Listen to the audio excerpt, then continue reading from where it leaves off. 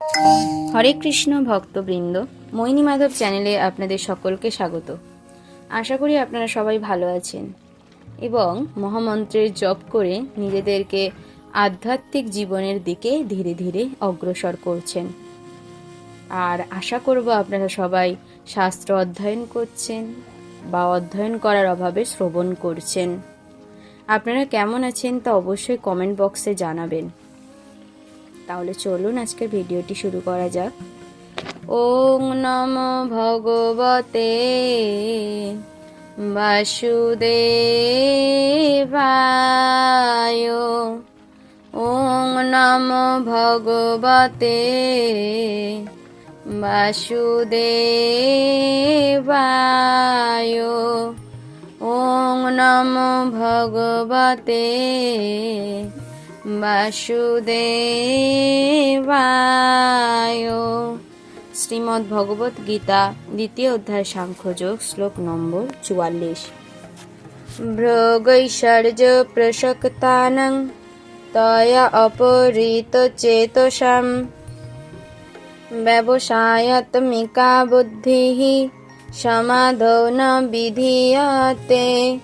ভোগ, জড় সুখ ভোগ, ঐশ্বর্য প্রসক্তানাং যারা গভীরভাবে আসক্ত, তয়া সেগুলির দ্বারা অপহৃত চেতসাম বিমূঢ় চিত্ত, ব্যবসায়াত্মিকা দৃঢ় চিত্ত, নিশ্চয়াত্মিকা বুদ্ধি ভগবানের ভক্তিযুক্ত সেবা, সমাধৌ সংযত চিত্ত, ন অর্থাৎ না বিধীয়তে হয় না, অর্থাৎ যাদের চিত্ত জড় সুখভোগ ও ঐশ্বর্যের প্রতি একান্তভাবে আসক্ত, সেই সমস্ত বিবেক বর্জিত বিমূঢ় ব্যক্তিরা ভগবানের ভক্তিযুক্ত সেবায় একনিষ্ঠতা লাভ করে না। চিত্ত যখন একাগ্র হয় তখন তাকে বলা হয় সমাধি। বৈদিক অভিধান নিরুক্তিতে বলা হয়েছে সম্যগাধীয়তে অস্মিন ন আত্মতত্ত্ব যথ আত্মম। মন যখন আত্মাকে উপলব্ধি করার জন্য একাগ্র হয় তখন তাকে কি বলা হচ্ছে? সমাধি। যারা ইন্দ্রিয় সুখ উপভোগ করতে উৎসুক এবং এই ধরনের অনিত্য জড় বিষয়ে তারা মোহাচ্ছন্ন, তাদের পক্ষে একাগ্র চিত্তে আত্মোপলব্ধি বা সমাধি লাভ করা সম্ভব নয়। তাদের মায়ার অধীনস্থ হয়ে সর্বদাই নিপীড়িত হতে হয়। শ্লোক নম্বর 45। ত্রৈগুণ্য বিষয়া বেদা নিত্রৈগুণ্য ভবার্জুনঃ নির্দ্বন্দ্ব নিত্য সত্যস্থ নির্জগক্ষেম আত্মবান। ত্রৈগুণ্য, এই ত্রৈগুণ্য হচ্ছে প্রকৃতির তিনটি গুণ সম্পর্কিত বিষয়। বিষয়া বিষয়, বেদা বৈদিক শাস্ত্রসমূহ, আর নিস্ত্রৈগুণ্য মানে ত্রিগুণের যা অতীত। ভব হও অর্জুন, হে অর্জুন, নির্দ্বন্দ্ব অর্থাৎ কি না দ্বন্দ্বরহিত ভাবে, নিত্য সত্যস্থ চিন্ময় অস্তিত্বের শুদ্ধ স্তরে, নির্যোগক্ষেম অলব্ধ বস্তুর লাভ এবং তার রক্ষার চিন্তা থেকে মুক্ত, আত্মবান অধ্যাত্ম চেতনায় স্থিত। বেদে প্রধানত জড় প্রকৃতির তিনটি গুণের বিষয়ে আলোচনা করা হয়েছে।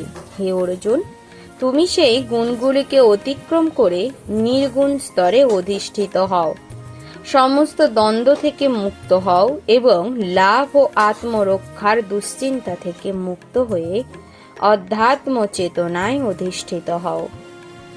জড় প্রকৃতির তিনটি গুণের ক্রিয়া ও প্রতিক্রিয়ার প্রভাবে জড় জগতের সমস্ত কার্যকলাপ সাধিত হয়।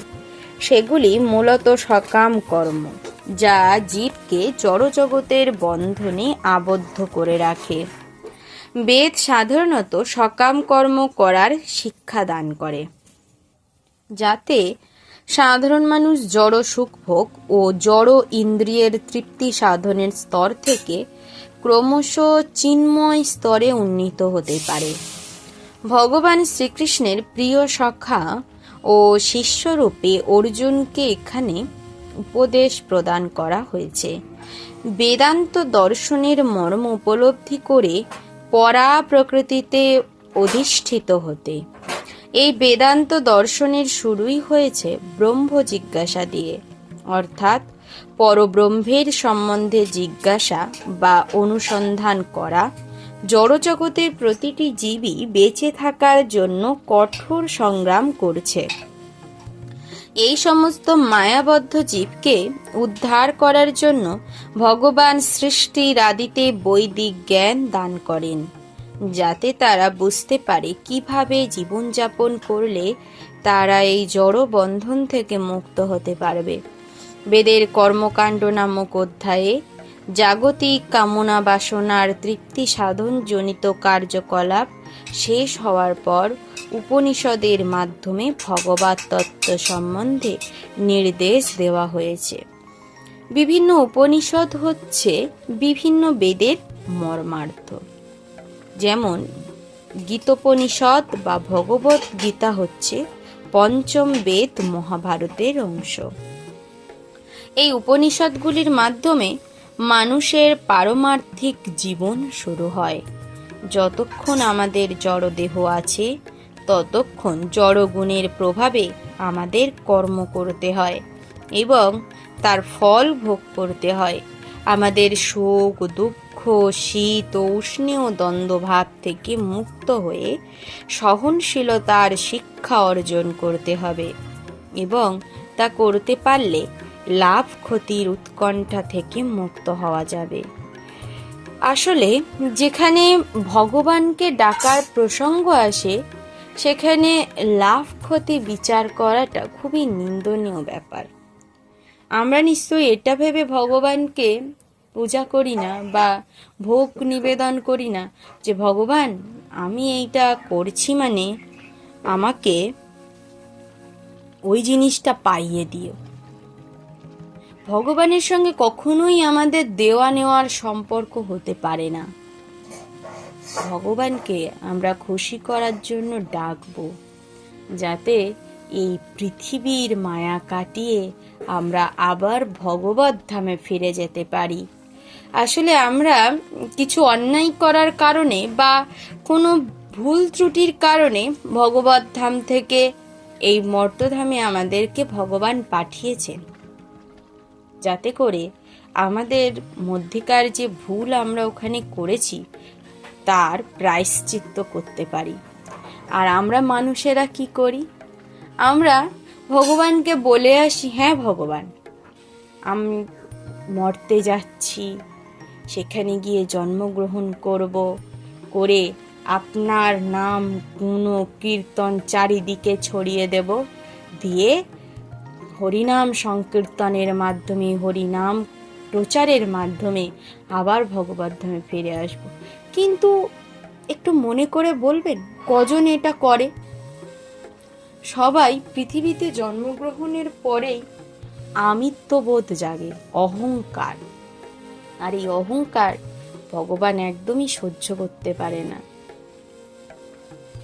তাই যার মধ্যে অহমিকা বেশি, আমিত্ব বেশি, তার কখনোই ভগবত ধামে আর ফিরে যাওয়া হবে না। তাই এখনো সময় আছে, ভগবানের চিন্তা করুন, ভগবত গীতা শ্রবণ করুন, পঠন পাঠন শুরু করুন, তবেই মুক্তি।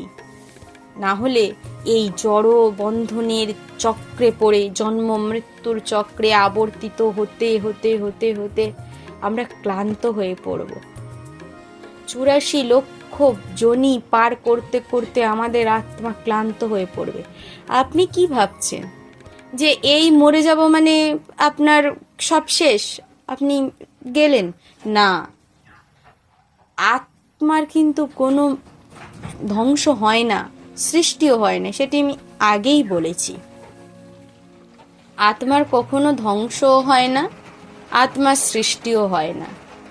তাই আমাদেরকে চেষ্টা করতে হবে যাতে আমাদের আত্মাটার মুক্তি মেলে। মরে গেলাম মানে তো আমাদের যে স্থূল শরীরটা আছে তার বিনাশ ঘটলো, আত্মার কি মুক্তি হলো? এই আত্মার মুক্তি হবে আপনার কর্মের মাধ্যমে। আপনি কেমন কর্ম করছেন, নিষ্কাম করছেন নাকি সকাম কর্ম করছেন, ভগবানকে ডাকছেন নাকি অহংকারে পর্যবসিত হয়ে আছেন। ভগবানকে ডাকুন, মহামন্ত্র জপ করুন, ফিরে আসুন ধীরে ধীরে আবার ভক্তি পথে। তবেই তো পৃথিবী আরো সুন্দর হবে। এত রাগ, দেশ, হিংসা সব থেকে মুক্তি লাভ হবে। তবেই তো পৃথিবী একের অপরের মানুষ একে অপরকে বুঝবে, একে অপরের পাশে দাঁড়াবে। ভগবান শ্রীকৃষ্ণের ইচ্ছার অধীনে নিজেকে সম্পূর্ণভাবে সমর্পণ করে কৃষ্ণ ভাবনাময় হতে পারলে এই দিব্য স্তর লাভ করা যায়। হরে কৃষ্ণ। ওম সর্বে ভবন্তু সুখিনো, সর্বে সন্তু নিরাময়া, সর্বে ভদ্রাণি পশ্যন্তু, কশ্চিৎ দুঃখমাপ্নুয়াত। ওম শান্তি, ওম শান্তি, ওম শান্তি। এই শান্তি মন্ত্র পাঠের মাধ্যমে পৃথিবীর বা ভারতবর্ষের যে খারাপ সময় চলছে তা যেন একটু নিরাময় করতে পারি, সেই জন্য এই শান্তি মন্ত্র পাঠ আপনারাও করুন। শান্তি মন্ত্র পাঠ করুন, বেশি বেশি করে শাস্ত্র শ্রবণ করুন, অধ্যয়ন করুন এবং ধীরে ধীরে ভক্তিপথে ফেরত আসুন। খুব দরকার ভক্তিপথে ফেরত আসা। নিজেদেরকে ভক্তিপথে ফিরিয়ে আনার জন্য আমার চ্যানেলটিকে সাবস্ক্রাইব করে দেবেন এবং বেল আইকনটিকে অল করে রাখবেন। এতক্ষণ ধৈর্য ধরে শোনার জন্য আপনাদের সকলকে ধন্যবাদ। হরে কৃষ্ণ, ভালো থাকবেন। এবং আজকে রাখি পূর্ণিমা ও বলরাম পূর্ণিমার শুভেচ্ছা সকলকে। শ্রীমদ্ ভগবদ গীতা যথাযথ কি জয়, শ্রীল প্রভুপাদ কি জয়, অনন্ত কোটি বৈষ্ণব বৃন্দ কি জয়। হরে কৃষ্ণ কৃষ্ণ কৃষ্ণ হরে হরে, হরে রাম রাম রাম হরে হরে। হরে কৃষ্ণ ভক্তবৃন্দ।